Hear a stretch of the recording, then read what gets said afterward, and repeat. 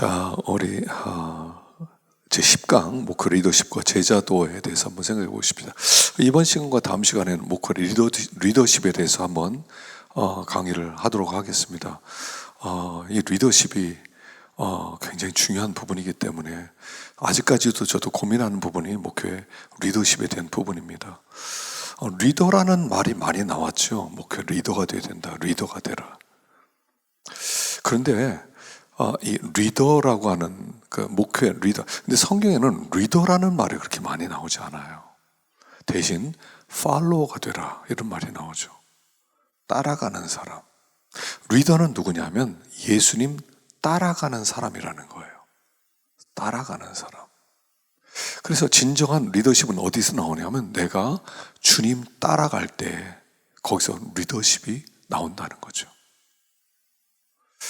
그래서 리더십과 제자도가 가장 중요한 부분이라는 거죠. 내가 주님의 제자가 되면, 주님의 팔로워가 되면 사람들이 나를 따라오는 거예요. 내가 그리스도 예수를 본받는 자 된 것 같이 너희는 나를 본받는 자가 되라. 이게 바울의 리더십이죠. 바울은 철저하게 예수님을 따라가는 제자였어요. 그래서 지난번에도 말씀드렸는데 사도행전을 보면 사도행전에서 어떻게 바울이 예수님 따라가려고 했는지가 나와요. 그래서 그가 리더가 되는 거예요. 영적 리더는 너희들 나 따라와. 내가 좀 똑똑해. 공부도 좀 했어. 책도 좀 봤어. 내가 좀 학위도 있어. 그러니까 나 따라와. 이런 게 아니에요. 목회 잘하려면 예수님 따라가면 돼요. 예수님 흉내내면 돼요. 예수님 닮아가면 돼요. 그럼 사람들이 닮아진 나를 보고 예수님 따라가는 내 모습을 보고 따라와요. 그 사람이 리더가 되는 거예요. 그게 목회 리더십의 핵심이에요. 그래서 제가 지난 시간에 제자훈련에서도 그 얘기했죠. 내가 예수의 제자가 되지 못하면 제자 훈련 빵이다. 빵 0 아무것도 없어요. 이론만 가르쳐요. 사람들이 자꾸 뭘 오해하냐면 교재만 잘 만들어서 교재만 띄면 저절로 제자가 되는 줄 알아. 지식이 아니에요. 지식 전달이 아니에요. 여러분 이건 아주 머릿속에 집어넣으세요. 기독교는 지식 전달이 아니다. 체험이다. 그래서 내가 지식을 많이 가지고 있어서 지식을 주면 사람들이 지식이 있는 게 아니라 머리가 커져요. 그건 살찌는 거예요. 그건 속이 성숙하는 게 아니에요. 여러분 성숙하는 것과 살찌는 것은 달라요. 비만과 성숙은 다른 거예요. 근데 비만을 성숙이라고 여기고 있단 말입니다. 많이 가르쳐주고 정보를 제공해주면 내가 창세기도 띄고 출애굽기도 띄고 레위기도 띄고 민수기도 띄고 그래서 계시록까지 다 띄었어요. 여러분 이제 다 배우셨죠? 하나도 안 변했어요. 학교 다녔으니까 머리만 커졌으니까 머리가 커지면 어떻게 돼요? 교만해져요. 제가 요즘 많이 느끼는 건데 목회하면서 저도 강해 설교 엄청 많이 했어요. 그냥 20년 동안 강해 설교만 했거든요. 그래서 막 창세기부터 계시록까지 강해 다 한다. 그래서 시간 나는 데마다 계속 강해 설교했어요. 좀 변화된 줄 알았거든요. 물론 이제 우리 교회는 남자들이 많은 교회로 이렇게 좀 알려졌어요. 남자들이 오면 변화된다. 왜냐하면 제 설교가 이성적이거든요. 굉장히 논리적이거든요. 그러니까 남자들이 오면 변화된다고 그래서 남자와 여자가 수준이 좀 비슷해요. 인구 비율이 비슷해요. 왜냐하면 이론을 많이 가르쳤거든요. 여자는요 감성적이에요. 그래서 막 감동을 주고 감성적으로 하면 여자들이 많이 오고요. 이성적이고 논리적인 설교하면 남자가 많아져요. 그런데 그랬더니 현상이 결과가 뭔지 아세요? 이 남자들이 대들어. 목사님 우리 합리적으로 합시다. 목사님 논리적으로 합시다. 교인들이 다 이걸 원하는데 왜 목사님은 혼자 가십니까? 계속 그렇게 대들어요. 답답하죠. 근데 그렇게 된 게 당연해요. 왜요? 저는 머리를 키웠어요. 제자 훈련하면 2시간 동안 성경 공부만 시켰어요. 입 다물어 들어. 내가 아는 거 전해줄게. 그러고 있었어요. 그랬더니 그 사람들이 거기는 끄떡거리는데 속은 안 변하더라고요. 머리는 찾는데 속이 안 변하니까 머리가 뜨거워지면 그때부터 원망이 나오고 불평이 나오는 거예요. 제가 아주 목회 20년, 지금 25년, 올해가 성역 25주년인데 너무너무 제가 갈등이 많아요. 25년 동안 한 걸 이제 한 10년밖에 안 남았는데 과연 내가 다 회개나 하고 사역 마칠 수 있을지, 이 교회를 좀 변화시킬 수 있을지 제가 절망적이에요. 여러분 그렇게 본받지 마세요. 요새는 내가 예수님 따라가려고 애를 써요. 예수님처럼 해야지, 예수님처럼 순종해야지, 예수님처럼 사랑해야지, 예수님처럼 욕먹어야지, 예수님처럼 무시당해야지. 그렇게 따라가다 보면 사람들이 나를 보고 목사님처럼 되고 싶습니다 하지 않을까 생각. 그게 리더십의 핵심이에요. 그래서 목회 리더십과 제자도는 같은 얘기다, 그런 뜻이에요. 진정한 리더십을 갖기를 원하십니까? 그렇다면 제자도를 가지십시오. 제자도. 그래서 이 시간에는 제자도에 대해서 잠깐 함께 나누는 시간을 가지려고 합니다. 제자도에 대한 책은 참 많아요. 많이 있어요. 플로이드 맥클랑이라는 사람의 제자도의 본질이라는 책이 있거든요. 그 책에서 제자는 어떤 사람이냐, 제자도는 무엇이냐, discipleship이죠. discipleship. 그래서 이 사람은 이렇게 봤어요. 첫째는 예수님을 사랑하는 거다. 둘째는 예수님이 사랑하신 세상을 사랑하는 거다. 세 번째, 예수님이 사랑하는 성도를 사랑하는 거다. 그래서 제자도 문제를 세 가지로 봅니다. 하나님, 예수님을 사랑하는 것, 예배로 나타난다. 예수님이 사랑하시는 세상을 사랑하는 것은 선교로 나타내야 된다. 예수님을 사랑하는 성도들을 사랑하는 것은 양육과 교제로 나타나야 된다. 초점을 예수에게 맞췄죠. 예수. 그래서 예수님에게 초점을 맞추고 예수님을 따라가는 것, 예수라고 하는 필터링을 하고 있었다는 거죠. 모든 걸 예수의 눈으로 바라보는 것입니다. 우리 시대를 뭐라고 그러냐면 예수 결핍 장애 걸린 시대라고 합니다. 예수 결핍 장애. 교회는 어떤 것입니까? 예수가 주인이어야 돼요. 근데 예수가 빠져 있어요. 성도는 어떤 사람입니까? 예수를 사랑하는 사람이에요. 근데 예수가 빠져 있어요. 참 희한한 현상이에요. 예수 결핍 장애. 예수가 없어요.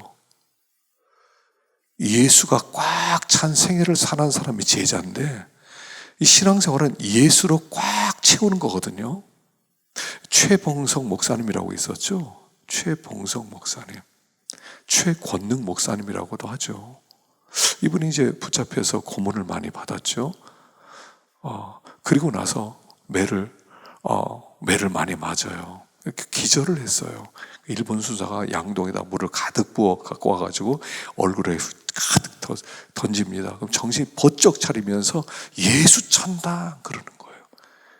그러니까 일본 수사가 깜짝 놀라면서 이놈의 영감탱이 속에는 뭐가 있길래 저 예수 천당만 해? 그랬더니 이분이 이렇게 얘기를 했대요.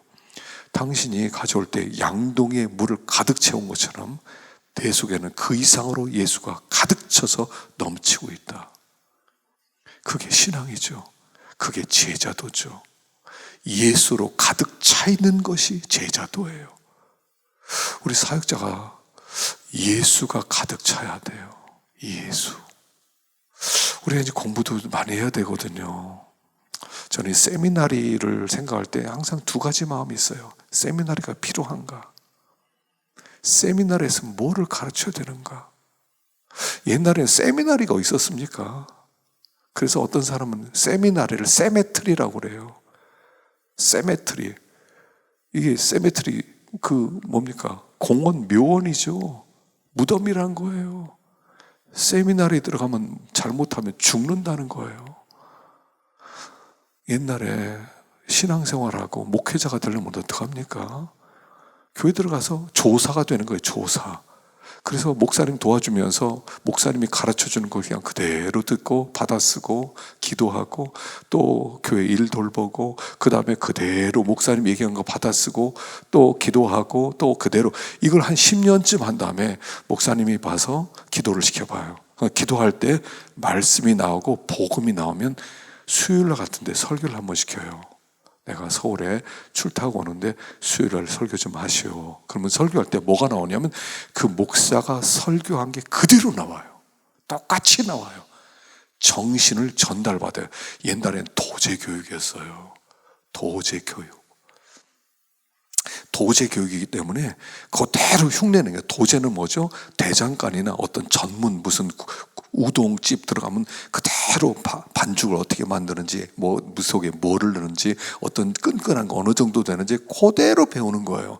도제 교육이었어요. 목사가 정신이 들어가면 그때부터 목회가 시작되는 거예요. 제가 재미있는 현상을 보거든요. 저희 교회에서 이제 개척을 나간 사역자들이 몇 사람 있어요. 근데 제가 비교해봐요. 어떤 사역자는 우리 교회 10년 있었어요. 근데 목회를 시키면 교인이 하나도 없어요. 사람을 살리질 못해요. 교회를 부흥을 시키질 못해요. 어떤 형제는 가서 목회를 하는데 사람들이 와요. 교회를 부흥시켜요. 둘로 나눠지더라고요. 이 차이가 뭐냐면요, 능력 있다, 실력 있다 이런 게 아니에요. 한 형제는 교회에서 10년 동안 있었는데 담임 목사에게 하나도 배운 게 없어. 그러니까 자기가 신학교에서 배운 거, 자기가 공부한 거 가지고 설교를 시키면 그거 설교해. 근데 교인이 살아나질 않아. 근데 한 친구는 세종에서 이 친구는 어릴 때부터 우리 교회 출신이에요. 원로 목사님 설교도 듣고 내 설교도 듣고 그대로 젖었어. 거기에 젖었어. 그러니까 설교를 하면 뭐가 나오냐면 정신이 나와요. 그러니까 정신이 나오니까 그 정신이 나와서 그 정신을 그대로 전하니까 목회가 되는 거예요. 여러분 목회는 어디서 배운 거냐면 담임 목사한테 배우는 거예요. 여러분 목회 잘하는 목사님 교회에서 그걸 배우세요. 신학교 안 나와도요, 목회 잘할 수 있어요. 물론 제가 필요 없다는 얘기 하는 거 아니에요. 공부 안 해도 된다는 얘기 하는 거 아니에요. 공부 죽을 때까지는 하셔야 돼요. 그런데 설교하는 법은 담임 목사한테 가서 배우세요. 담임 목사는 그대로, 여러분 설교 잘하는 목사님을 딱 정해놓고 그대로 따라오세요. 그럼 뭐 표절이라고 그러죠. 표절. 여러분 처음에는요, 모방하셔야 돼요. 근데 표절이 뭐냐면 그 사람의 정신을 받지 않고 그대로 그 껍데기만 그대로 흉내내면 표절이에요. 그런데 정신을 그대로 내가 익숙해져서 내가 젖어서 나오면 그건 표절이라고 할 수가 없어요. 내 설교가 되는 거예요. 저도 설교를 그렇게 배웠거든요. 저희 원로 목사님이 설교한 걸 그대로 흉내내라고 그래서 처음에 흉내 많이 냈어요. 첫째 되지, 둘째 되지, 셋째 되지 기도할 때마다 암송하는 거예요. 목사님이 설교하는데 첫째 되지 그때 이 말씀하셨지, 둘째 되지 이 말씀하셨지, 셋째 되지 말씀하셨지, 그걸 계속 책임질 기도를 많이 했어요. 책임질하고 그랬더니 나중에 설교를 시키더라고요. 그래서 원로 목사님이 가르치는 그 설교 본문을 가지고 설교하는데 똑같이 나오는 게 아니에요. 내가 묵상하면. 그랬더니 더 잘한대. 그러면서 설교를 배우기 시작했어요. 그래서 우리가 그렇게 배우셔야 돼요. 예수님의 제자가 되어서 예수님 마리아처럼 예수님의 생각과 예수님의 말씀과 예수님의 생활 습관과 고스란히 배워가야 돼요. 그래야 예수님의 제자가 되어 사람들이 나를 보면서 예수를 배우게 되는 거예요. 여러분 신앙생활은요, 예수를 아는 겁니다. 예수가 누군지 아는 거예요. 교회 왜 나와요? 헬라인들이 빌립을 통해서 예수님에게 헬라인들이 예수님을 뵙고자 합니다. 얘기하죠. 그거예요. 예수님을 뵙고자 합니다. 교회 왜 나와요? 예수님을 뵙고자 합니다. 그래서 나와야 돼요. 어느 교회 옛날에 가니까 그 프랭카드에 딱 있는데 그 가운데 딱 뭐라고 써있냐면 우리가 예수님을 뵙고자 합니다. 딱 써있더라고요. 와, 이 교회는 뭐가 있구나 생각 들더라고요.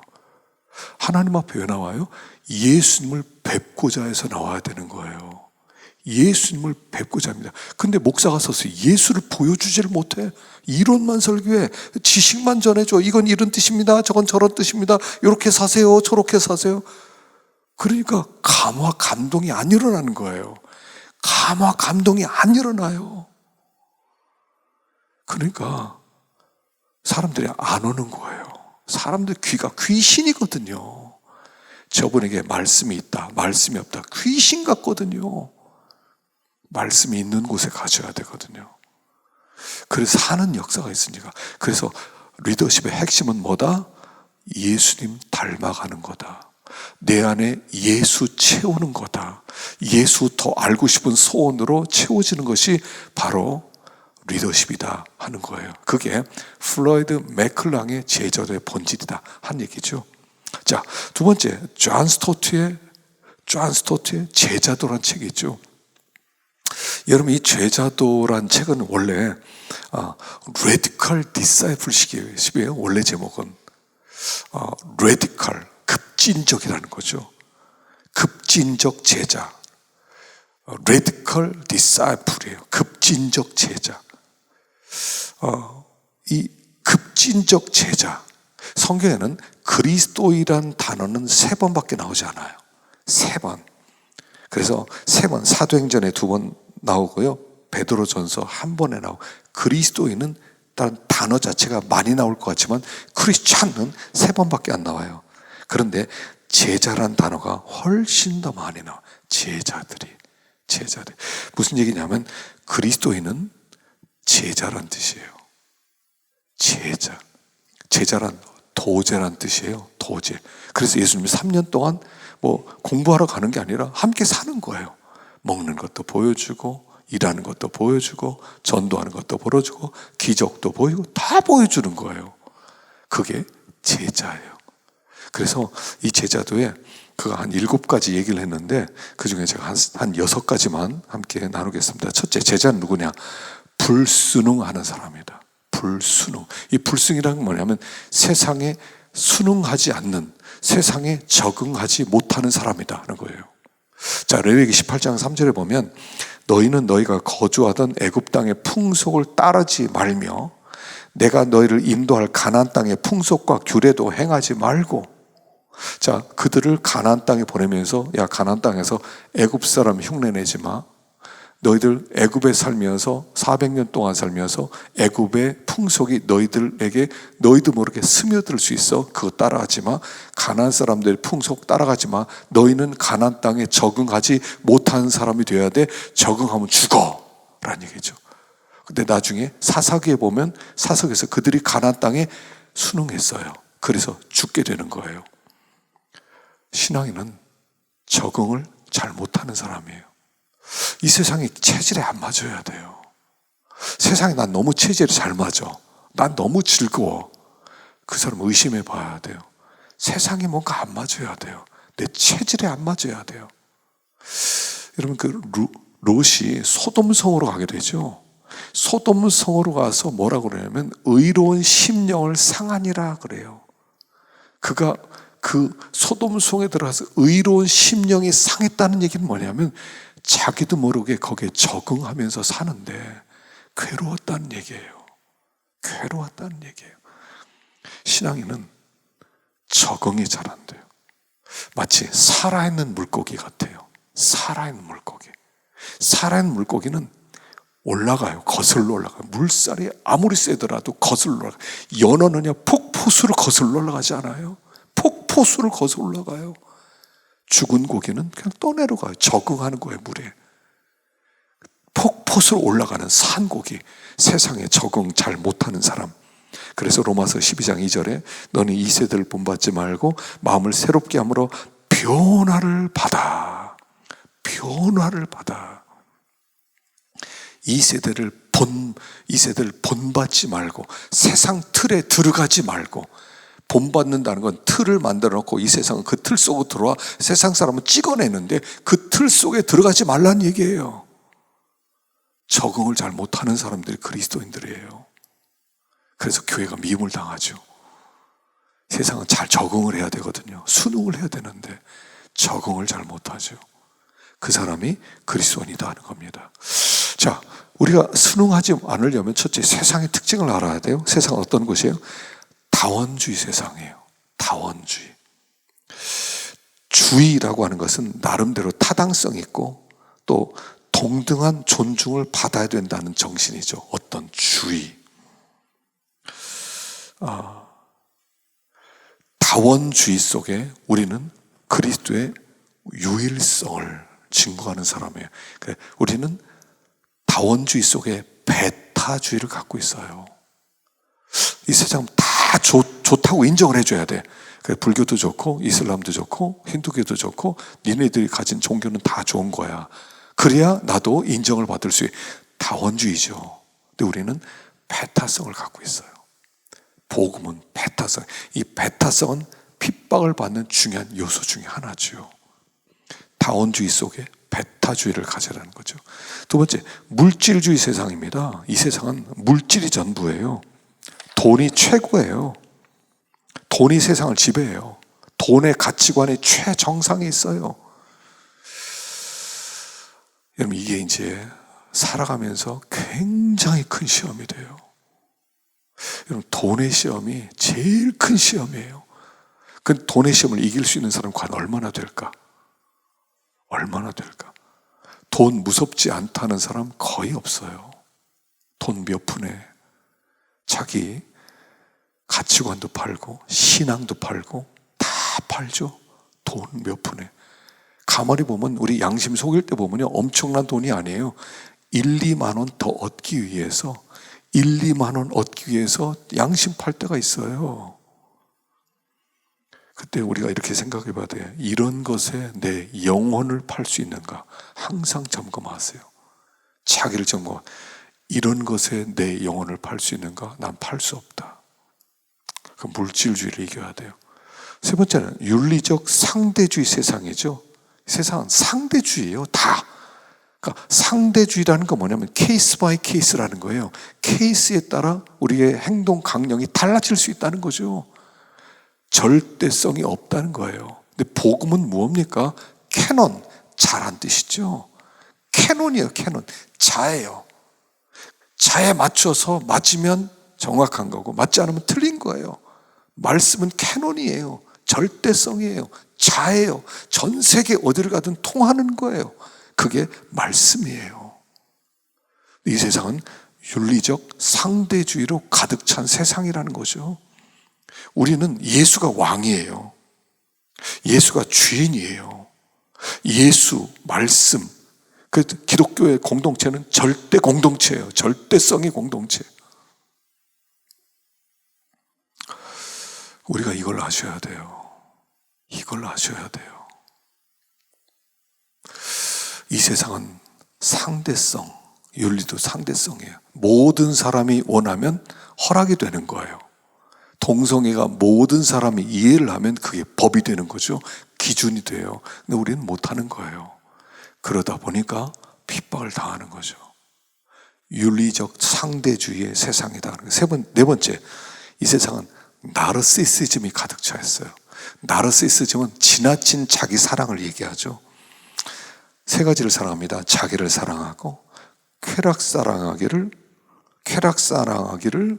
하나님보다 더 사랑하고 그 다음에 돈을 사랑하고 그래서 자아 도취되어 있는 고통하는 때, 사나운 때라고 나왔어요. 고통하는 때가 사나운 때인데 왜 사납냐면 세 가지를 사랑하니까 사나운 거예요. 자기 사랑, 돈 사랑, 쾌락 사랑에 미쳐서 거기에 초점을 맞추다 보니까 사나워지는 거예요. 사람들이 나를 너무 사랑하니까 다른 사람을 사랑할 수 없어요. 돈을 사랑하니까, 쾌락을 사랑하니까 다른 사람이 보이지 않아요. 사나워져요. 내 권리를 누려야 되니까. 사나운 시대예요. 여러분, 교인들이요, 사나워졌어요.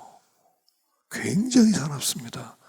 교인들 조금 건드리면 여러분 국물도 없어요. 여러분 진짜 영권 있지 않으면 다 맥히는 세상이에요. 여러분 정말이에요. 이거 가면 갈수록 목회하기 어렵다는 생각이 들어요. 나르시시즘이죠. 그래서 나르시시즘은 내가 나의 구원자라는 거죠. 나를 믿어라. 나로 충분하다. 그리고 나와 의논하는 세상이에요. 나 하나로 충분해. 복음 하나로 충분한 게 아니에요. 나 하나로 충분해. 그래서 결혼도 안 해요. 나 혼자 즐거움을 누리고 나 혼자 편안하게 살고 그럼 끝나면 되지 뭐. 죽으면 끝나는 거지 뭐. 나르시시즘적 그런 가치관이 온 땅을 덮고 있는 시대라는 거예요. 이 세상 속에 순응하지 말고 거기에 우리가 충돌해라. 충돌해라. 그래서 우리가 말씀을 붙드는 사람이 되라 하는 것입니다. 자, 두 번째는 닮음이에요. 좀 쉬었다가 가요. 닮음.